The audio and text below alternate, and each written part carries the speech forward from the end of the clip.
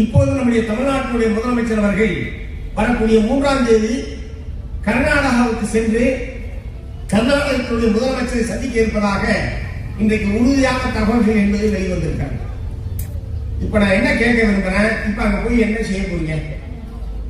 தண்ணியை தூக்கிட்டு வர போறீங்களா?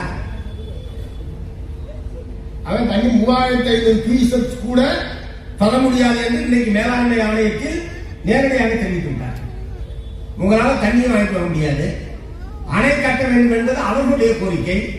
அதன் மீது அணை கட்ட அனுமதிக்க கூடாது என்று ஏற்கனவே தமிழ்நாடு சட்டப்பேரவையில் ஒரு விரிவான தீர்மானம் என்பது நிறைவேற்றப்பட்டு மத்திய அரசுக்கு அனுப்பப்பட்டிருக்கிறது.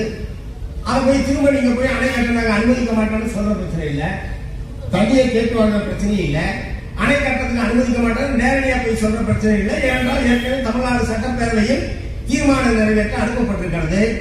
இத்தகைய சூழ்நிலையில் எதற்காக இப்போது கர்நாடகாவுக்கு நம்முடைய முதலமைச்சர் செல்ல வேண்டும் என்கிற கேள்வியை நான் எழுப்ப விரும்புகிறேன். அந்த பயணத்தை அவர் மறுபரிசீலனை செய்ய வேண்டும் என்று மார்க்சிஸ்ட் கம்யூனிஸ்ட் கட்சியின் சார்பில் கேட்டுக்கொள்கிறேன்.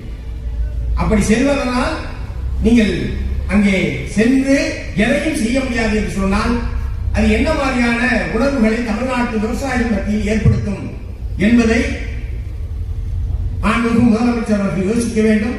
இது ஒரு தேவையற்ற ஒரு பயணம் என்பதை நான் இங்கு சொல்ல விரும்புகிறேன்.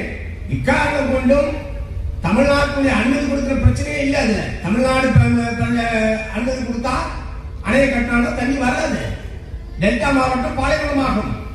ஏனால் ஏற்கனவே அவர்கள் தண்ணீரை தருவதில்லை.